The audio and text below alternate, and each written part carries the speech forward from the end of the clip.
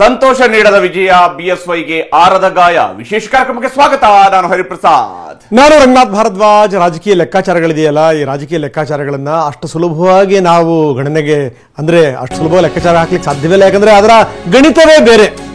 ಯಾರ್ಯಾರ ಮನಸ್ಸಲ್ಲಿ ಏನೇನಿರುತ್ತೋ, ಯಾರ್ಯಾರ ಪ್ರಭಾವ ಏನೇನಿರುತ್ತೋ, ಯಾರ್ಯಾರ ಪ್ರಭಾವ ಹೆಂಗೆ ಕಾಣದ ರೀತಿಯಲ್ಲಿ ಕೆಲಸ ಮಾಡಿರುತ್ತೋ, ಇದೆಲ್ಲದಕ್ಕೂ ಬೆಸ್ಟ್ ಎಕ್ಸಾಂಪಲ್ ಬಿಜೆಪಿನಲ್ಲಿ ಆಗ್ತಿರುವಂತಹ ಬೆಳವಣಿಗೆಗಳು.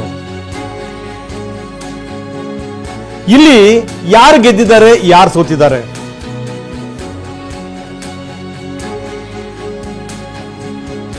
ಸ್ಪಷ್ಟವಾಗಿ ಇಲ್ಲಿ ಗೋಚರ ಆಗುತ್ತೆ. ಯಡಿಯೂರಪ್ಪನವ್ರು ಏನ್ ಹೇಳಿದ್ರು, ಯಡಿಯೂರಪ್ಪನವರಿಗೆ ಭಾರಿ ಹಿನ್ನಡೆ ಆಗಿದೆ ಅನ್ನುವಂಥದ್ದು ಮೇಲ್ನೋಟ ಕಾಣುವಂತ, ಇದು ಸ್ಪಷ್ಟವಾಗಿ ಕಾಣುವಂತ ಸಂಗತಿ. ನಂಬರ್ 1. ನಂಬರ್ 2, ಸಂತೋಷ್ ಒಂದು ಲೆಕ್ಕದಲ್ಲಿ ರಾಜ್ಯ ಬಿಜೆಪಿ ವಿಚಾರಕ್ಕೆ ಸಂಬಂಧಪಟ್ಟಂಗೆ ಕೇಂದ್ರದಲ್ಲೂ ಕೂಡ ಅವರು ಮೊದಲ 4 ನಾಯಕರ ಇದರಲ್ಲಿ ಅವರು ಕೂಡ ಇರ್ತಾರೆ. ಒಂದು, ಇನ್ನು ಕರ್ನಾಟಕದಲ್ಲಿ ಏಕಮೇವಾದ್ವಿತೀಯ ನಾಯಕ ಅವರೇನಾ ಅನ್ನುವಂಥ ಪ್ರಶ್ನೆ ಕೂಡ ಇದೆ. ಯಾಕಂದ್ರೆ ಅವರವರ ಲೆಕ್ಕಾಚಾರಗಳೇನಿದೆಯಲ್ಲ, ಆ ಲೆಕ್ಕಾಚಾರಗಳಿಗೆ ತಕ್ಕ ಹಾಗೇನೆ ಎಲ್ಲವೂ ಕೂಡ ನಡೆದಿದೆ.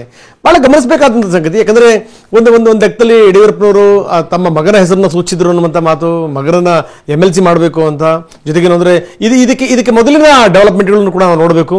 ಕುಟುಂಬ ರಾಜಕಾರಣದ ಬಗ್ಗೆ ನಾಯಕರೇ ದನಿ ಎತ್ತಿದ್ದು, ಬಹುಶಃ ಏನಾದ್ರು ಅದಕ್ಕೆ ಬದ್ಧರಾಗಿರ್ಬೇಕು ಅನ್ನುವಂಥ ಸಂದೇಶನ ಅವಾಗಲೇ ರವಾನಿಸಿದ್ರೆ ಏನೋ ಗೊತ್ತಿಲ್ಲ.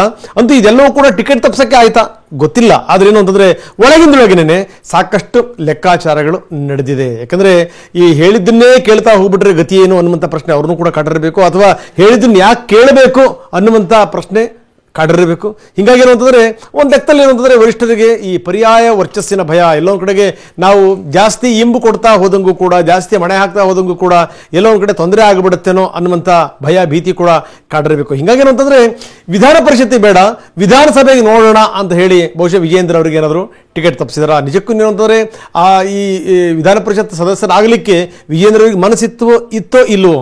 ಯಾಕಂದ್ರೆ ವಿಧಾನ ಪರಿಷತ್ ಸದಸ್ಯರು ಯಾವ ಬೇಕಾದ್ರೂ ಆಗ್ಬೋದು, ಮುಂದೆ ಬೇಕಾದಷ್ಟು ಇನ್ನೂ ರಾಜಕೀಯ ಭವಿಷ್ಯ ಇದೆ.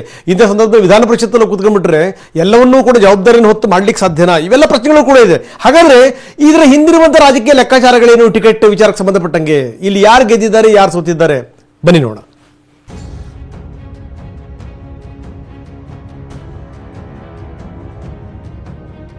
ಅಚ್ಚರಿ, ಆಶ್ಚರ್ಯ, ಅನಿರೀಕ್ಷಿತ ಮತ್ತು ಆಘಾತ. ರಾಜ್ಯ ಬಿಜೆಪಿ ಪಾಳೆಯಕ್ಕೆ ದಿಲ್ಲಿ ವರಿಷ್ಠರು ನೀಡಿರೋ ಸಂದೇಶ ಈ ಎಲ್ಲವನ್ನ ಒಳಗೊಂಡಿದೆ. ರಾಜ್ಯ ಬಿಜೆಪಿ ಪಾಳೆಯದಲ್ಲಿ ದೊಡ್ಡ ಸಂಚಲನವೇ ಎದ್ದಿದೆ.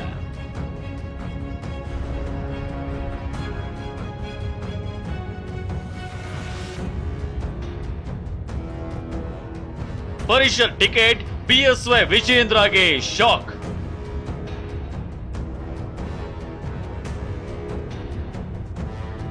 ನಿಜ, ಬಿಜೆಪಿ ಪಾಳೆಯದ ರಾಜಾಹುಲಿ ಬಿಎಸ್ವೈ ಮತ್ತವರ ಮಗ ಮರಿಹುಲಿ ವಿಜಯೇಂದ್ರ ಇಬ್ರು ಕೂಡ ಈಗ ಗಾಯಗೊಂಡ ವ್ಯಾಘ್ರದಂತೆ ಉಸಿರು ಬಿಡುತ್ತಿದ್ದಾರೆ. ಕಾರಣ, ಪರಿಷತ್ ಟಿಕೆಟ್ ಪಡೆಯುವಲ್ಲಿ ಮಾಜಿ ಸಿಎಂ ಬಿಎಸ್ ಯಡಿಯೂರಪ್ಪ ಮತ್ತು ಅವರ ಪುತ್ರ ರಾಜ್ಯ ಬಿಜೆಪಿ ಉಪಾಧ್ಯಕ್ಷ ಬಿವೈ ವಿಜಯೇಂದ್ರ ಹಿನ್ನಡೆ ಅನುಭವಿಸಿದ್ದಾರೆ. ಬಿಎಸ್ವೈ ಪುತ್ರ ವಿಜಯೇಂದ್ರಗೆ ಹೈಕಮಾಂಡ್ ಟಿಕೆಟ್ ನೀಡಲು ನಿರಾಕರಿಸಿದೆ.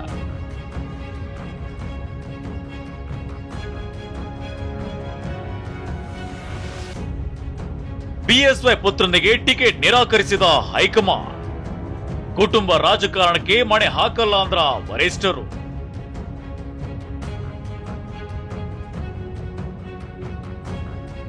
ನಿಜ, ಪರಿಷತ್ ಎಲೆಕ್ಷನ್ಗೆ ಯಾರ ಹೆಸರು ಕಳಿಸಬೇಕು ಅಂತ ಬಿಜೆಪಿ ಕೋರ್ ಕಮಿಟಿ ಸಭೆಯಲ್ಲಿ ಚರ್ಚೆ ನಡೆದಿತ್ತು. ಇದೇ ವೇಳೆ ಯಡಿಯೂರಪ್ಪ ತಮ್ಮ ಪುತ್ರನ ಹೆಸರನ್ನ ಶಿಫಾರಸು ಮಾಡುವಂತೆ ಖುದ್ದಾಗಿ ರಾಜ್ಯ ಕೋರ್ ಕಮಿಟಿಯಲ್ಲಿ ಪ್ರಸ್ತಾಪಿಸಿದ್ರು. ಆಗ್ಲೇ ಸಿಎಂ ಬೊಮ್ಮಾಯಿ ನಾವಿಲ್ಲಿಂದ ಕಳಿಸೋಣ, ನಂತರ ಹೈಕಮಾಂಡ್ ನಿರ್ಧಾರ ಕೈಗೊಳ್ಳುತ್ತೆ ಎಂಬ ಮಾತು ಹೇಳಿದ್ರು.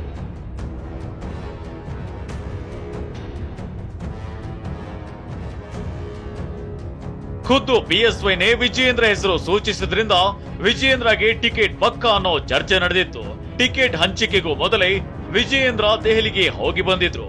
ವಿಜಯೇಂದ್ರ ಬೆನ್ನಲ್ಲೇ ಸಿಎಂ ಬೊಮ್ಮಾಯಿ ಕೂಡ ದೆಹಲಿಗೆ ಹೋಗಿ ಬಂದಿದ್ರು. ಹೀಗಾಗಿ ವಿಜಯೇಂದ್ರ ಈ ಬಾರಿ MLC ಆಗ್ತಾರೆ. ಸಂಪುಟ ಸರ್ಜರಿ ವೇಳೆ ಮಂತ್ರಿಯೂ ಆಗ್ತಾರೆ ಅಂತ ಹೇಳಲಾಗ್ತಿತ್ತು. ಲಿಸ್ಟ್ ಅನೌನ್ಸ್ ಆಗೋದಕ್ಕಿಂತ ಮುಂಚೆ ರಾಜ್ಯದ ಎಲ್ಲಾ ಪಾರ್ಟಿಗಳು ಕೂಡ ವಿಜಯೇಂದ್ರ ಭವಿಷ್ಯ ಈ ಲಿಸ್ಟ್ ನಲ್ಲಿ ಹೊರಬೀಳುತ್ತೆ ಅಂತ ಕುತೂಹಲದಿಂದ ಕಾಯ್ತಿದ್ರು. ಆದ್ರೆ ಹೈಕಮಾಂಡ್ ತನ್ನ ನಿರ್ಧಾರ ತಿಳಿಸಿದ್ದು ವಿಜಯೇಂದ್ರಗೆ ಟಿಕೆಟ್ ನಿರಾಕರಿಸಿದೆ. ಇದರಿಂದ ಬಿಎಸ್ವೈ ಬಣಕ್ಕೆ ವಿಜಯೇಂದ್ರ ಅಭಿಮಾನಿಗಳಿಗೆ ಒಂದು ಹಂತಕ್ಕೆ ದೊಡ್ಡ ಶಾಕ್ ಆಗಿದೆ. ಹಾಗಿದ್ರೆ ವಿಜಯೇಂದ್ರಗೆ ಯಾಕೆ ಟಿಕೆಟ್ ಸಿಗ್ಲಿಲ್ಲ? ಬಿಎಸ್ವೈಗೆ ಸ್ವಂತ ಮಗನಿಗೆ ಎಂಎಲ್ಸಿ ಟಿಕೆಟ್ ಕೊಡಿಸೋಕೆ ಆಗದಿರುವಷ್ಟು ಲಾಬಿಯನ್ನ ಮಾಡೋಕೆ ಆಗಲಿಲ್ವಾ? ಇಂಥ ಚರ್ಚೆಗಳು ನಡೀತಾ ಇದೆ. ಹಾಗಿದ್ರೆ ಯಾಕೆ ಟಿಕೆಟ್ ಸಿಗ್ಲಿಲ್ಲ ಅಂತ ಹೇಳ್ತೀವಿ. ಅದಕ್ಕೂ ಮುಂಚೆ ಈ ಪರಿಷತ್ ಎಲೆಕ್ಷನ್ ಟಿಕೆಟ್ ಪಡೆದವರು ಯಾರು ಅದನ್ನ ಒಮ್ಮೆ ನೋಡಿ. ಬಿಜೆಪಿ ಎಸ್ಸಿ ಮೋರ್ಚಾ ಅಧ್ಯಕ್ಷ ಛಲವಾದಿ ನಾರಾಯಣಸ್ವಾಮಿ, ಎಸ್ಟಿ ಸಮುದಾಯದ ಬಿಜೆಪಿ ರಾಜ್ಯ ಕಾರ್ಯದರ್ಶಿ ಹೇಮಲತಾ ನಾಯಕ್, ಹಿಂದುಳಿದ ವರ್ಗದ ಬಿಜೆಪಿ ಕಾರ್ಯದರ್ಶಿ ಕೇಶವ್ ಪ್ರಸಾದ್ಗೆ ಬಿಜೆಪಿ ಮಣೆ ಹಾಕಿದೆ. ಹಾಗೆ ಮಾಜಿ ಡಿಸಿಎಂ ಲಿಂಗಾಯತ ಸಮುದಾಯದ ಲಕ್ಷ್ಮಣ್ ಸವದಿಗೂ ಬಿಜೆಪಿ ಮೇಲ್ಮನೆ ಟಿಕೆಟ್ ನೀಡಿದೆ. ಅದೇ ರೀತಿ ಮೊನ್ನೆಯಷ್ಟೇ ಬಿಜೆಪಿ ಸೇರಿದ ಬಸವರಾಜ್ ಹೊರಟ್ಟಿ ಅವರಿಗೆ ಪಶ್ಚಿಮ ಶಿಕ್ಷಕರ ಕ್ಷೇತ್ರದ ಟಿಕೆಟ್ ನೀಡಲಾಗಿದೆ.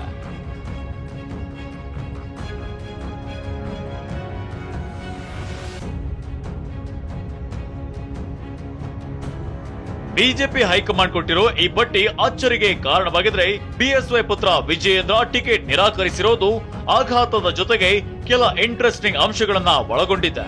ಹಾಗಿದ್ರೆ ವಿಜಯೇಂದ್ರಗೆ ಟಿಕೆಟ್ ಕೊಡದೇ ಇರಲು ಕಾರಣವೇನು ಅದನ್ನೇ ತೋರಿಸ್ತೀವಿ ನೋಡಿ. ವಿಜಯೇಂದ್ರಗೆ ಟಿಕೆಟ್ ತಪ್ಪೋಕೆ ಕಾರಣವೇ ಕುಟುಂಬ ರಾಜಕಾರಣ ಅನ್ನೋ ಕಳಂಕ ಅಂಟಿಬಿಡುತ್ತೆ ಅನ್ನೋ ಭೀತಿ ಅಂತ ಹೇಳಲಾಗ್ತಿದೆ. ಯಾಕಂದ್ರೆ ಈಗಾಗಲೇ ಯಡಿಯೂರಪ್ಪ ಶಾಸಕರಾಗಿದ್ದಾರೆ, ಪುತ್ರ ರಾಘವೇಂದ್ರ ಸಂಸದರಾಗಿದ್ದಾರೆ. ಈಗ ವಿಜಯೇಂದ್ರ ಹಾಗೂ ಎಂಎಲ್ಸಿ ಮಾಡಿಬಿಟ್ರೆ ಹೈಕಮಾಂಡ್ ಪ್ರತಿಪಾದಿಸುವ ಕುಟುಂಬ ರಾಜಕಾರಣ ಬೇಡ ಅನ್ನೋ ನೀತಿಗೆ ವಿರುದ್ಧವಾಗ್ತದೆ. ಇನ್ನು ಇದು ಕಾಂಗ್ರೆಸ್ಗೆ ಅಸ್ತ್ರವಾಗಿ ಟೀಕೆ ಎದುರಿಸಬೇಕಾಗ್ತದೆ. ಹೀಗಾಗಿ ವಿಜಯೇಂದ್ರಗೆ ಟಿಕೆಟ್ ನಿರಾಕರಿಸಿದೆ ಅಂತ. ಇನ್ನು ಪರಿಷತ್ ಬದಲು ವಿಜಯೇಂದ್ರಗೆ ವಿಧಾನಸಭೆಗೆ ಅವಕಾಶ ನೀಡಿ ವಿಜಯೇಂದ್ರ ವಿಧಾನಸಭೆಗೆ ಸ್ಪರ್ಧಿಸುವ ಬಲವನ್ನ ಪಕ್ಷದ ಬಲವಾಗಿ ಪರಿವರ್ತಿಸಿಕೊಳ್ಳೋಕೆ ಹೈಕಮಾಂಡ್ ಪ್ಲಾನ್ ರೂಪಿಸಿದೆ. ಅಂದ್ರೆ ವಿಜಯೇಂದ್ರಗೆ ಜಾತಿ ಬಲ ಇದೆ, ಸಂಘಟನೆ ಚಾತುರ್ಯವೂ ಇದೆ, ಜೊತೆಗೆ ವರ್ಚಸ್ಸು ಹೊಂದಿರೋ ನಾಯಕತ್ವ ಇದೆ. ಹೀಗಾಗಿ ವಿಜಯೇಂದ್ರ ಸ್ಪರ್ಧಿಸೋ ಒಂದು ಕ್ಷೇತ್ರದ ಜೊತೆಗೆ ಸುತ್ತಲಿನ ಮತ್ತಷ್ಟು ಕ್ಷೇತ್ರಗಳನ್ನ ಗೆಲ್ಲಬೇಕು ಅನ್ನೋ ಲೆಕ್ಕಾಚಾರದಡಿ ಪರಿಷತ್ ಬೇಡ ಅಂತ ಹೈಕಮಾಂಡ್ ನಿರ್ಧರಿಸಿದಂತೆ ಕಾಣ್ತಿದೆ. ಮೇಲಾಗಿ ವಿಜಯೇಂದ್ರ ಇನ್ನು 30 ವರ್ಷ ರಾಜಕೀಯ ನಡೆಸಲು ಅವಕಾಶ ಇದೆ. ಈಗಲೇ ಹುದ್ದೆ ಕೊಟ್ಟು ಬಿಟ್ರೆ ಮತ್ತೊಂದು ಪರ್ಯಾಯ ಶಕ್ತಿ ಕೇಂದ್ರವಾಗಿ ಹೊರಹೊಮ್ಮಬಹುದು. ಇದು ಪಕ್ಷದೊಳಗಿನ ವಿರೋಧಿಗಳಿಗೆ ಮತ್ತಷ್ಟು ಸಿಟ್ಟು ತರಿಸಬಹುದು. ಹೀಗಾಗಿ ವಿಜಯೇಂದ್ರ ವಿರೋಧಿಗಳನ್ನ ಸಮಾಧಾನ ಪಡಿಸೋಕೆ ಟಿಕೆಟ್ ನಿರಾಕರಿಸಿದ. ಇನ್ನು ಕೊನೆಯ ಕಾರಣ ಅಂದ್ರೆ ವಿಧಾನಸಭೆಯಲ್ಲಿ ವಿಜಯೇಂದ್ರಗೆ ಹೆಚ್ಚು ಮನ್ನಣೆ ಕೊಟ್ಟು ಮುಂದೆ ಯಡಿಯೂರಪ್ಪ ಉಲ್ಟಾ ಹೊಡೆಯದಂತೆ ಗಮನ ವಹಿಸೋಕೆ ಹೈಕಮಾಂಡ್ ಇಂಥ ನಿರ್ಧಾರ ಮಾಡಿದೆ ಎನ್ನಲಾಗಿದೆ.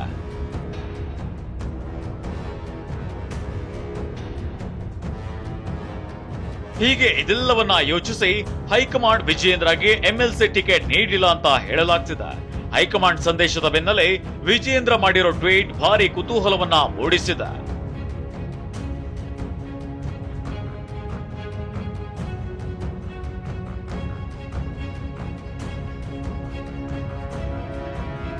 ಆಕ್ರೋಶ ಉದ್ಘೋಷ ಮಾಡದಂತೆ ಅಭಿಮಾನಿಗಳಿಗೆ ವಿಜಯೇಂದ್ರ ಮನವಿ.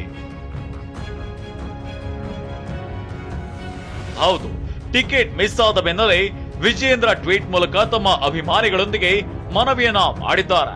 ಯಾರು ಸೋಷಿಯಲ್ ಮೀಡಿಯಾದಲ್ಲಿ ಆಕ್ರೋಶ ಉದ್ಘೋಷ ಮಾಡದಂತೆ ಮನವಿ ಮಾಡಿದ್ದಾರೆ.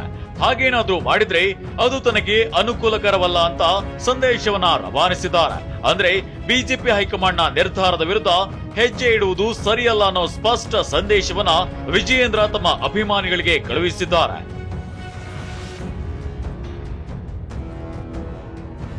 ಇದೇನೇ ಇದ್ರೂ ಈಗ ಆಗಿರುವ ಹಿನ್ನಡೆಗೆ ತಕ್ಷಣ ಯಡಿಯೂರಪ್ಪ ಯಾವುದೇ ತೀಕ್ಷ್ಣ ಪ್ರತಿಕ್ರಿಯೆ ಕೊಡದಿದ್ರು ಮುಂದೆ ಏನ್ ಮಾಡ್ತಾರೆ ಅಂತ ನೋಡಬೇಕಿದೆ.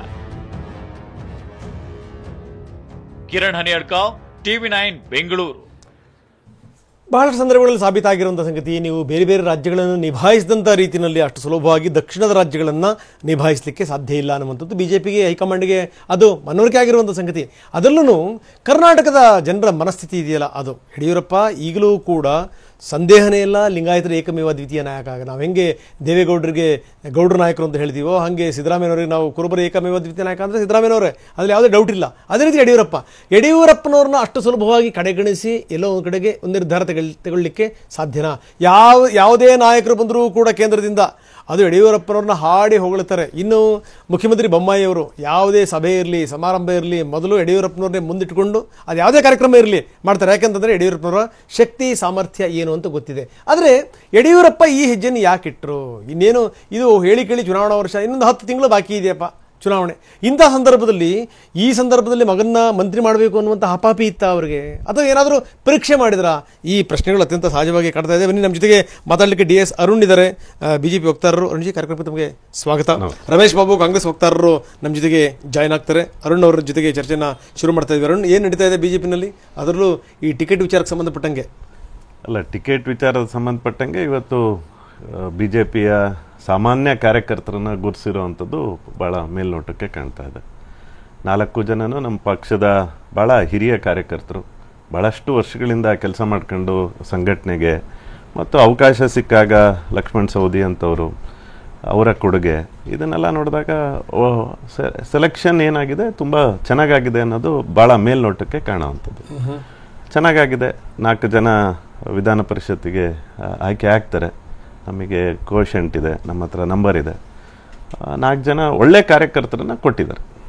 ಅಲ್ಲ, ಅದು ಹಿಂದೆ ನೀವು ರಾಜ್ಯಸಭಾ ವಿಚಾರ ಸಂಬಂಧಪಟ್ಟಂಗೂ ಕೂಡ ಯಾರಿಗೂ ಗೊತ್ತಿದ್ದಿರುವಂಥವ್ರನ್ನ ಪಕ್ಷದ ಕಟ್ಟಾ ಕಾರ್ಯಕರ್ತರು, ಶಾಂತಾರಾಮ್ ಸಿದ್ದಿ ಇರ್ಬೋದು, ಸಾಬಣ್ಣ ಇರ್ಬೋದು, ಅವರನ್ನೆಲ್ಲರನ್ನು ಗುರುತಿಸಿದಾಗ ಪಕ್ಷ ಕಾರ್ಯಕರ್ತರನ್ನ ಗುರುತಿಸ್ತಾ ಇದೆ ಅನ್ನೋವಂಥದ್ದನ್ನು ಬಹಳ ಮೇಲ್ನೋಟಕ್ಕೆ ಕಾಣುವಂಥದ್ದು.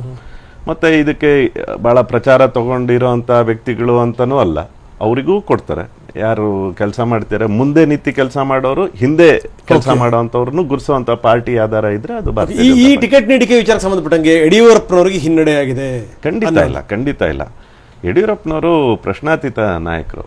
ಅವರು ಬರೇ ಲಿಂಗಾಯತ ಸಮುದಾಯ ಅಲ್ಲ, ಅದನ್ನು ಸೇರಿಸ್ಕೊಂಡಂಗೆ ಇಡೀ ಹಿಂದೂ ಸಮಾಜಕ್ಕೆ ಅದೊಂದು ಬಲ ಇರೋವಂಥದ್ದು ಮಾನ್ಯ ಯಡಿಯೂರಪ್ಪನವರು. 50 ವರ್ಷಗಳ ಹೋರಾಟ, ಪ್ರತಿ ತಾಲೂಕು, ಪ್ರತಿ ಬೂತ್ಗಳಲ್ಲಿ ಯಾವ್ದಾರ ಒಬ್ಬ ನಾಯಕ, ಯಾವುದೇ ಪಕ್ಷದ ನಾಯಕ ಹೋಗಿದ್ದಾರೆ ಅಂತ ಹೇಳಿದ್ರೆ ಅದು ಯಡಿಯೂರಪ್ಪನವರ ಅವರ ಶಕ್ತಿನ ನಾವು ಯಾರೋ ಅರ್ಥನೂ ಮಾಡ್ಕೊಳಕ್ಕಾಗಲ್ಲ. ಅಂಥ ಬಲಿಷ್ಠವಾದಂಥ ನಾಯಕ ಯಡಿಯೂರಪ್ಪನವರು ಅಂಥವ್ರಿಗೆ ಹಿನ್ನಡೆ ಎಲ್ಲ ಸಾಧ್ಯನೇ ಇಲ್ಲ. ಅದು ಭಾರತೀಯ ಜನತಾ ಪಕ್ಷದಲ್ಲಿ, ಅದು ಕರ್ನಾಟಕದಲ್ಲಿ ಯಡಿಯೂರಪ್ಪನವರ ಶಕ್ತಿ, ಅವರ ಇದು. ಈಗ ನೀವು ಹೇಳ್ದಂಗೆ ಅವರ ಪುತ್ರರು ಅಷ್ಟೇ, ಒಬ್ಬರು ಲೋಕಸಭಾ ಸದಸ್ಯರಾಗಿ ಅದ್ಭುತವಾದಂಥ ಕೆಲಸಗಳನ್ನು ಮಾಡ್ತಾ ಇದ್ದಾರೆ. ಮಾನ್ಯ ವಿಜೇಂದ್ರ ಅವರು ಭಾರತೀಯ ಜನತಾ ಪಕ್ಷ ಅವ್ರಿಗೆ ಗುರುಸಿ ಇವತ್ತು ರಾಜ್ಯ ಉಪಾಧ್ಯಕ್ಷರಾಗಿ ಅವರಿಗೆ ದೊಡ್ಡ ಜವಾಬ್ದಾರಿಯನ್ನು ಕೊಟ್ಟಿದೆ. ಮುಂದಿನ ದಿನಗಳಲ್ಲಿ ನಮ್ಮ ನಾಯಕರಾಗಿ ಇಡೀ ರಾಜ್ಯ ಸುತ್ತುವಂಥ ಶಕ್ತಿ ಇರುವಂಥ ವಿಜೇಂದ್ರ ಅವ್ರು ಈಗಾಗಲೇ ಓಡಾಡಿದ್ದಾರೆ, ರಾಜ್ಯ ಉಪಾಧ್ಯಕ್ಷ ಆಗಿದ್ದಾರೆ. ಅವರು ಒಬ್ಬ ವಿಧಾನ ಪರಿಷತ್ತು ಮತ್ತೆ ಬರುವಂತ ಚುನಾವಣೆ ಇದೆ, ವಿಧಾನಸಭೆ ಚುನಾವಣೆ ಇದೆ 2023. ಇದಕ್ಕೆ ಸಂಬಂಧಪಟ್ಟಂಗೆ ಇನ್ನಷ್ಟು ನಾವು ಮಾತಾಡ್ತೀವಿ. ಹಾಗಾದ್ರೆ ಇಷ್ಟೆಲ್ಲ ಇದ್ದು ಕೂಡ ಇನ್ನೂ ಏಜ್ ಇದೆ, ಕೆಲಸ ಮಾಡ್ಲಿಕ್ಕೆ ಬೇಕಾದಷ್ಟು ಸಮಯ ಇದೆ, ಅವಕಾಶ ಇದೆ. ಯಡಿಯೂರಪ್ಪನವರ ಪ್ರಭಾವ ಇರುವಂತ ಸಂದರ್ಭದಲ್ಲಿ ಏನಾದರೂ ವಿಧಾನ ಪರಿಷತ್ ಸದಸ್ಯರಾಗಬೇಕು ಅನ್ನುವಂಥ ನಿಲುವಿಗೆ ಬಂದುಬಿಟ್ರ ಯಡಿಯೂರಪ್ಪನ ಮಗ? ಈ ಪ್ರಶ್ನೆ ಕೂಡ ಇದೆ. ಇದಕ್ಕೆ ಸಂಬಂಧಪಟ್ಟಂಗೆ ಮಾತಾಡ್ತೀವಿ. ಜೊತೆಗೆ ರಮೇಶ್ ಬಾಬು ಕೂಡ ನಮ್ಮ ಜೊತೆಗೆ ಜಾಯ್ನ್ ಆಗಿದ್ದಾರೆ. ರಮೇಶ್ ಬಾಬು ಅವರೇ, ನೋಡ್ತಾ ಇದ್ದೀರಿ, ಈಗ ನಿಮ್ಮ ಪಕ್ಷದ ನಂತರ ಮಾತಾಡ್ತೀವಿ. ಈಗ BJPನಲ್ಲಿ ನಿನ್ನೆ ಆಗಿರುವಂಥ ಡೆವಲಪ್ಮೆಂಟು, ಅದ್ರ ಬಗ್ಗೆ ಮಾತಾಡೋಣ. ಟಿಕೆಟ್ ಹಂಚಿಕೆ ವಿಚಾರಕ್ಕೆ ಸಂಬಂಧಪಟ್ಟಂಗೆ ಏನು ಪ್ರಶ್ನೆ ಎದ್ದಿದೆ ಈಗ, ಅಂದರೆ ಯಡಿಯೂರಪ್ಪನವ್ರಿಗೆ ಹಿನ್ನಡೆ ಆಗಿದೆ, ಅದ್ರ ಬಗ್ಗೆ ಫಸ್ಟ್ ಮಾತಾಡೋಣ. ಏನಂತೀರಿ? ವಾಸ್ತವ ಸತ್ಯ. ಸನ್ಮಾನ್ಯ ಯಡಿಯೂರಪ್ಪನವರು ಈ ರಾಜ್ಯ ಕಂಡ ಜನಸಮೂಹ ನಾಯಕರಲ್ಲಿ ಒಬ್ಬರು ಅನ್ನೋದ್ರ ಬಗ್ಗೆ ಯಾರ್ದೋ ಪ್ರಶ್ನೆ ಇಲ್ಲ. ಅವರು ಒಬ್ಬ ಜನಸಮುದಾಯದ ನಾಯಕರಿದ್ದಾರೆ. ಆದರೆ ಅವರನ್ನ ಮುಖ್ಯಮಂತ್ರಿ ಪದವಿಯಿಂದ ತೆಗೆದ ನಂತರ ಭಾರತೀಯ ಜನತಾ ಪಕ್ಷದಲ್ಲಿ ಆಗ್ತಾ ಇರ್ತಕ್ಕಂಥ ಬೆಳವಣಿಗೆಗಳು, ಇವತ್ತು ವಿಜೇಂದ್ರರವರಿಗೆ ಇದು ಮೊದಲನೇ ಹಂತ ಅಲ್ಲ. ವಿಧಾನ ಪರಿಷತ್ತಿನಲ್ಲಿ ಅವರಿಗೆ ಟಿಕೆಟ್ ಹಂಚಿಕೆ ಆಗಿರ್ತಕ್ಕಂಥದ್ದು ಮೊದಲನೇ ಅವಕಾಶ ಅಲ್ಲ. ಅವ್ರಿಗೆ ವರ್ಣಾ ಕ್ಷೇತ್ರ ಇರ್ಬೋದು, ಬಸವ ಕಲ್ಯಾಣದ ಉಪಚುನಾವಣೆ ಇರ್ಬೋದು, ಸಿಂದಗಿ ಉಪಚುನಾವಣೆ ಇರ್ಬೋದು, ಹಾನಗಲ್ ಉಪಚುನಾವಣೆ ಇರ್ಬೋದು, ಎಲ್ಲ ಸಂದರ್ಭಗಳಲ್ಲಿ ಅವರ ಹೆಸರು ಪ್ರಸ್ತಾಪ ಆಗಿತ್ತು. ಅಂದರೆ ಎಲ್ಲೋ ಒಂದು ಕಡೆ ಯಡಿಯೂರಪ್ಪನವ್ರಿಗೆ ಅವರು ತಮಗೆ ಅವಕಾಶ ಮತ್ತು ಅಧಿಕಾರ ಇದ್ದಂಥ ಸಂದರ್ಭದಲ್ಲೇ ಮಗನನ್ನು ರಾಜಕಾರಣಕ್ಕೆ ತರಬೇಕು ಅನ್ನೋ ಒಂದು ಅಪೇಕ್ಷೆಯಲ್ಲಿ ಅವರು ಎಲ್ಲ ಪ್ರಯತ್ನವನ್ನು ಹಾಕಿದ್ದಾರೆ. ಆದರೆ ಭಾರತೀಯ ಜನತಾ ಪಕ್ಷದಲ್ಲಿ ಆಗಿರ್ತಕ್ಕಂಥ ಬೆಳವಣಿಗೆಗಳು ಅವ್ರನ್ನ ಎಲ್ಲ ರೀತಿ ಕಟ್ಟ ಹಾಕುವಂಥ ಪ್ರಯತ್ನ ನಡೀತಾ ಇದೆ. ಅದರ ಮುಂದುವರೆದ ಭಾಗ ಇವತ್ತು ವಿಜೇಂದ್ರರವರಿಗೆ ಟಿಕೆಟ್ ತಪ್ಪಿಸಿರ್ತಕ್ಕಂಥದ್ದು. ಇವತ್ತು ಅರುಣ್ ರವರು ಸಮರ್ಥನೆ ಮಾಡ್ಕೊತಾ ಇದ್ದಾರೆ, ಸ್ವಾಭಾವಿಕ. ಅವರು ಭಾರತೀಯ ಜನತಾ ಪಕ್ಷದ ನಾಯಕರಾಗಿ ಅದಕ್ಕಿಂತ ಹೆಚ್ಚು ಏನು ಹೇಳೋದಕ್ಕೆ ಸಾಧ್ಯ ಇಲ್ಲ. ಪ್ರಶ್ನೆ ಇರ್ತಕ್ಕಂಥದ್ದು ಇವತ್ತು ಯಡಿಯೂರಪ್ಪನವರಿಗೆ ಆ ಥರ ಅವಕಾಶಗಳು ಕೊಡಬಾರ್ದು ಅನ್ನೋ ತೀರ್ಮಾನ ಇದ್ದರೆ ಕೋರ್ ಕಮಿಟಿನಲ್ಲಿ ವಿಜಯೇಂದ್ರ ಅವರ ಹೆಸರನ್ನು ಶಿಫಾರಸೆ ಮಾಡಬಾರ್ದಾಗಿತ್ತು. ಇವತ್ತು ಅಲ್ಲಿ ಯಾರೋ ಕೇರಳದಲ್ಲಿ ಒಬ್ಬ 80 ವರ್ಷದ ವ್ಯಕ್ತಿಯನ್ನ CM ಕ್ಯಾಂಡಿಡೇಟ್ ಅಂತ ಪ್ರೊಜೆಕ್ಟ್ ಮಾಡ್ತಾರೆ ಚುನಾವಣಾ ಸಂದರ್ಭದಲ್ಲಿ. ಕರ್ನಾಟಕದಲ್ಲಿ ಇವತ್ತಿನವರೆಗೂ ಭಾರತೀಯ ಜನತಾ ಪಕ್ಷಕ್ಕೆ ಏನು ವಯಸ್ಸಿನ ಕಾರಣಕ್ಕೆ ಯಡಿಯೂರಪ್ಪನವ್ರನ್ನ ಸ್ಥಾನಪಲ್ಲಟ ಮಾಡಿದ್ರ ಅಥವಾ ಅವ್ರ ಮೇಲೆ ಬಂದಂತ ಭ್ರಷ್ಟಾಚಾರದ ಆರೋಪಕ್ಕೆ ಅವ್ರನ್ನ ಸ್ಥಾನಪಲ್ಲಟ ಮಾಡಿದ್ರ ಅಥವಾ ಯಾವ ಕಾರಣಕ್ಕೆ ಅವರೊಬ್ಬರಿಗೆ ಇವತ್ತು ಫ್ಯಾಮಿಲಿ ಲಾ ಅಪ್ಲಿಕಬಲ್ ಇವತ್ತು ಶಂಕರಮೂರ್ತಿ ಅವರ ಪುತ್ರ ನಿಮ್ ಜೊತೆ ಕೂತಿದ್ದಾರೆ, ಇರಾಣಿಯವರ ಕುಟುಂಬದವರು ಇವತ್ತು ನಾವು ನೋಡ್ತಾ ಇದ್ದೀವಿ. ಇದ್ರ ಬಗ್ಗೆ ಮಾತಾಡೋಣ, ಇದ್ರ ಬಗ್ಗೆ ಇನ್ನಷ್ಟು ಮಾತಾಡ್ತೀವಿ. ಕಾಂಗ್ರೆಸ್ನವ್ರಿಗೆ ಏನು ಅಂತಂದ್ರೆ ಯಡಿಯೂರಪ್ಪನವರು ಅಧಿಕಾರದಲ್ಲಿದ್ದಂಥ ಸಂದರ್ಭದಲ್ಲಿ ರಾಜೀನಾಮೆಗೆ ದೊಡ್ಡ ಪ್ರಮಾಣದಲ್ಲಿ ಆಗ್ರಹಿಸ್ತೀರಿ, ಆದ್ರೆ ಯಡಿಯೂರಪ್ಪನವರು ಇಳಿದ ತಕ್ಷಣ ನಿಮಗೆ ಯಡಿಯೂರಪ್ಪನವ್ರ ಮೇಲೆ ಬಹಳ ಪ್ರೀತಿ ಶುರು ಆಗ್ಬಿಡುತ್ತೆ, ಯಡಿಯೂರಪ್ಪನವ್ರ ಕುಟುಂಬದ ಮೇಲೆ ಬಹಳ ಪ್ರೀತಿ ಶುರು ಆಗ್ಬಿಡುತ್ತೆ. ಇಲ್ಲಿ ಅರುಣ್ ಅವರೇ, ಈಗಾಗಲೇ ರಮೇಶ್ ಬಾಬು ಅವರು ಎತ್ತಿರುವಂತಹ ವಿಚಾರಗಳು, ಯಡಿಯೂರಪ್ಪ ಅವ್ರನ್ನ ಅಧಿಕಾರದಿಂದ ಕೆಳಗಿಳಿಸಿದ ನಂತರ ಏನೇನು ನಡೆದಿದೆ, ಅವರು ಯಾಕಂದ್ರೆ ವಿಜೇಂದ್ರ ಅವರಿಗೆ ಇದೇ ಮೊದಲ ಬಾರಿ ಏನಲ್ಲ, ವರುಣಾದಲ್ಲೂ ಕೂಡ ಅವರ ಟಿಕೆಟ್ ಆಲ್ಮೋಸ್ಟ್ ಕಡೆ ಹಂತದಲ್ಲಿ ಅವರಿಗೆ ಟಿಕೆಟ್ ಕೈ ತಪ್ಪಿ ಹೋಗಿರುವಂತದ್ದು ನಮ್ಮ ಮುಂದೆ ನಡೆದು ಹೋಗಿರುವಂತಹ ಘಟನೆ ಅದು. ಈಗ ಮತ್ತೆ ವಿಧಾನ ಪರಿಷತ್ಗೆ ಹಾಗಾದ್ರೆ ಅವ್ರನ್ನ ಶಿಫಾರಸು ಮಾಡಬೇಕಾದ ಅವಶ್ಯಕತೆ ಏನಿತ್ತು ಅಂತ ಹೇಳಿ 2018ರಲ್ಲಿ ಅವರು ವರುಣ ಕ್ಷೇತ್ರಕ್ಕೆ ಪ್ರಯತ್ನ ಮಾಡಿದ್ದು. ಆವಾಗ ಹೈಕಮಾಂಡ್ ತೀರ್ಮಾನ ಮಾಡಿತು, ಅವರು ಬೇರೆ ಇಡೀ ರಾಜ್ಯನೂ ಓಡಾಡಬೇಕಾಗತ್ತೆ, ಶಿಕಾರಿಪುರ ಓಡಾಡಬೇಕಾಗತ್ತೆ, ಹಾಗಾಗಿ ನೀವು ರಾಜ್ಯ ಪ್ರವಾಸ ಮಾಡಿ ಅಂತ ಅವ್ರಿಗೆ ಹೇಳಿತ್ತು. ಈಗ ಹೈಕಮಾಂಡ್ನಿಂದ ಹೋಗಿರೋವಂಥದ್ದು ಬರೀ ಅವ್ರದ್ದೊಂದೇ ಹೆಸರಲ್ಲ, ಸಾಕಷ್ಟು ಜನದರ ಹೆಸರು ಹೋಗಿರುತ್ತೆ. ಅಂದರೆ ಯಾರ್ಯಾರು ಅಪೇಕ್ಷಿತರು ಇರ್ತಾರೆ ಆ ಅಪೇಕ್ಷಿತರನ್ನ ಇಟ್ಕೊಂಡು ಆಸ್ಪಿರೆಂಟ್ಸ್ ಲಿಸ್ಟನ್ನ ಹೈಕಮಾಂಡಿಗೆ ಕಳಿಸೋವಂಥದ್ದು ಪದ್ಧತಿ ನಮ್ಮದು ಮುಂಚೆಯಿಂದನೂ ಬಂದಿರೋವಂಥದ್ದು. ಅವರು ಅದನ್ನು ತುಲನೆ ಮಾಡಿ ಯಾರಿಗೆ ಕೊಟ್ಟರೆ ಆಗುತ್ತೆ. ಮತ್ತು ಮುಂದಿನ ನಮ್ಮದು ಭಾಳ ಮೇಜರ್ ಇರೋದು 2023ರ ಚುನಾವಣೆ, 24ರ ಚುನಾವಣೆ. ಈ ಎರಡೂ ಚುನಾವಣೆಯನ್ನು ಗಮನದಲ್ಲಿಟ್ಕೊಂಡು ಅವ್ರಿಗೆ 23 ಚುನಾವಣೆಯಲ್ಲಿ ನನ್ನ ಅಂದಾಜು ತುಂಬ ಒಳ್ಳೆಯ ಕ್ಷೇತ್ರವನ್ನು ಕೊಟ್ಟು ಅವ್ರು ಮುಂದಿನ ದಿನಗಳಲ್ಲಿ ನಮ್ಮ ನಾಯಕರಾಗಬೇಕು ಅನ್ನೋವಂಥ ಕಲ್ಪನೆ ಇಟ್ಕೊಂಡು ಕೇಂದ್ರದಿಂದ ಮಾಡಿರೋವಂಥದ್ದು ಬಹಳ ಸ್ಪಷ್ಟವಾಗಿ ಕಾಣ್ತಾ ಇದೆ. ಯಾಕಂದರೆ MLC ನಾಮಿನೇಷನ್ನು ಇದು ಬರೋವಂಥದ್ದು ನೇರ ಚುನಾವಣೆ, 23ರ ನೇರ ಚುನಾವಣೆ. ಆ ಚುನಾವಣೆನ ಅವ್ರ ಗಮನದಲ್ಲಿ ಇಟ್ಕೊಂಡು ಮಾಡಿರೋವಂಥದ್ದು ಭಾಳ ಸ್ಪಷ್ಟವಾಗಿದೆ. ನಾನು ಮತ್ತೆ ವಿಜೇಂದ್ರ ಅವರ ಹತ್ರನೂ ಕೂಡ ನಾನು ಮಾತಾಡಿದ್ದೇನೆ. ಅಪೇಕ್ಷೆ ಪಕ್ಷ ಏನು, ನಮ್ಮ ಪಕ್ಷದ ಕಾರ್ಯಕರ್ತರು ಅಂದರೆ ಅದೇ ಪಕ್ಷ ಏನು ನಮಗೆ ಜವಾಬ್ದಾರಿ ಕೊಡುತ್ತೆ ಅದನ್ನು ಮಾಡೋ ಅಂಥದ್ದನ್ನ ಅವರು ಕೂಡ ನಂಬಿದ್ದಾರೆ.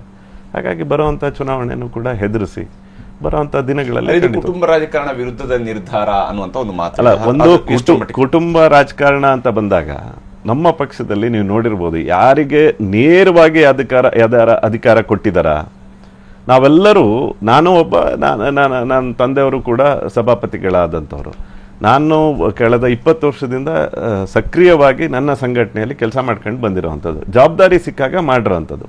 ಹಾಗೆ ಯಡಿಯೂರಪ್ಪನವರ ಮಕ್ಕಳು ಕೂಡ ರಾಘವೇಂದ್ರ ಇರ್ಬೋದು, ವಿಜೇಂದ್ರ ಇರ್ಬೋದು, ಯಾರು ನೇರವಾಗಿ ನಾನು ಬಂದು ಪಕ್ಷ ಸಂಘಟನೆಯಲ್ಲಿ ಏನೂ ಕೆಲಸ ಮಾಡಿದೆ ನೇರವಾಗಿ ನನಗೆ MLA MP MLC ಆ ಥರ ಸೀಟೇನು ಕೇಳಿಲ್ಲ. ಮಾನ್ಯ ಲೋಕಸಭಾ ಸದಸ್ಯರು BY ರಾಘವೇಂದ್ರ ಅವರು ಅಲ್ಲಿ ಇಡೀ ಶಿಕಾರಿಪುರವನ್ನು ತಂದೆಯವರು ರಾಜ್ಯದ ಜವಾಬ್ದಾರಿಯನ್ನು ಹೊತ್ತಾಗ ಇಡೀ ಶಿವಮೊಗ್ಗ ಜಿಲ್ಲೆ ಮತ್ತು ಶಿಕಾರಿಪುರ ತಾಲೂಕನ್ನು ಸಂಘಟನೆ ಮತ್ತು ಎಲ್ಲ ರೀತಿಯಾದಂಥ ಪಕ್ಷದ ಚಟುವಟಿಕೆಗಳನ್ನು ಮಾಡಿ ಅಲ್ಲಿ ಪುರಸಭೆ ಒಬ್ಬ ಸದಸ್ಯ, ಸಾಮಾನ್ಯ ಸದಸ್ಯನಾಗಿ ಆಮೇಲೆ ಲೋಕಸಭಾ ಸದಸ್ಯನಾಗಿರೋರು. ಅವ್ರು ಯಾರು ನೇರವಾಗಿ MLA ಸೀಟ್ ಕೇಳಿದವರಲ್ಲ. ವಿಜೇಂದ್ರ ಅವರು ಕೂಡ ಅಷ್ಟೇ ಬಹಳಷ್ಟು ವರ್ಷಗಳಿಂದ ಯುವ ಮೋರ್ಚಾದ ರಾಜ್ಯ ಪ್ರಧಾನ ಕಾರ್ಯದರ್ಶಿಯಾಗಿ ಕೆಲಸ ಮಾಡಿದಂಥವ್ರು. ಹಿಂಗೆ ಹಂತವಾಗಿ ಬೆಳೆದಿರೋವಂಥದ್ದು. ಇವರನ್ನ ಬೇರೆಯವರಿಗೆ ಹೋಲಿಕೆ ಮಾಡೇ ಕುಡ್ದವ್ರು. ಯಾಕಂದ್ರೆ ಪಕ್ಷದ ಸಂಘಟನೆಯಲ್ಲಿ ಕೆಲಸ ಮಾಡಿ ಆಮೇಲೆ ಒಬ್ಬ ಸಾಮಾನ್ಯ ಕಾರ್ಯಕರ್ತನ ಕೆಲಸ ಮಾಡಿ ಆಮೇಲೆ ಕೇಳೋವಂಥದ್ದು ತಪ್ಪೇನಿದೆ ಅಂತ. ಅರುಣ್ ಅವರು, ಇಲ್ಲಿ ರಮೇಶ್ ಅವರೇ ಕಡೆದಾಗಿ ತಾವೇನು ಹೇಳ್ತೀರಿ ಈ ವಿಚಾರದಲ್ಲಿ?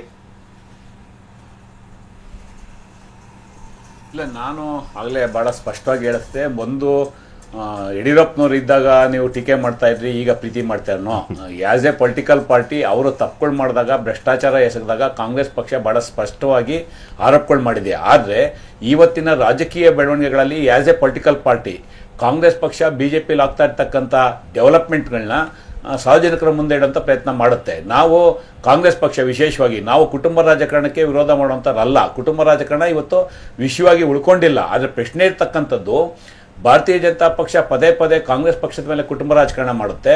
ಇವತ್ತು DH ಶಂಕರಮೂರ್ತಿ ಅವರ ಪುತ್ರ ಅರುಣ್ ರವರು MLC ಆಗ್ತಾರೆ ಯಾವ ಕಾರಣಕ್ಕೆ ಅಂತ ಬಿಜೆಪಿ ಹೇಳಬೇಕು.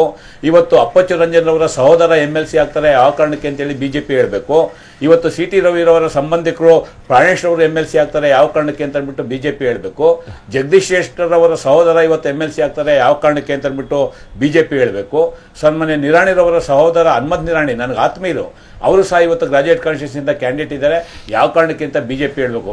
ನಾನು ಹೇಳೋದು ಕೊಟ್ಟಿರ್ತಕ್ಕಂಥದ್ದು ನಾವು ಕುಟುಂಬ ರಾಜಕಾರಣವನ್ನು ಹಾಕೊಂಡಿರ್ತಕ್ಕಂಥವ್ರು ಕಾಂಗ್ರೆಸ್ ಪಕ್ಷ. ಆದ್ರೆ ಕಾಂಗ್ರೆಸ್ ಪಕ್ಷವನ್ನ ಟೀಕೆ ಮಾಡುವಂತ ಭಾರತೀಯ ಜನತಾ ಪಕ್ಷ ಇವತ್ತು ವ್ಯವಸ್ಥಿತವಾಗಿ ಯಡಿಯೂರಪ್ಪನವ್ರನ್ನ ತುಳಿಯುವಂತ ಪ್ರಯತ್ನವನ್ನ ವ್ಯವಸ್ಥಿತವಾಗಿ ಮಾಡ್ತಾ ಇದೆ.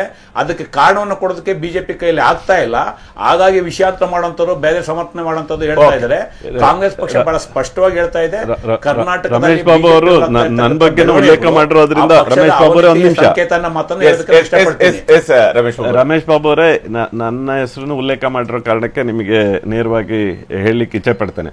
ಒಂದು ಬೇರೆ ಬೇರೆ ಎಲ್ಲ ಹೆಸರನ್ನು ಹೇಳ್ತೇನೆ.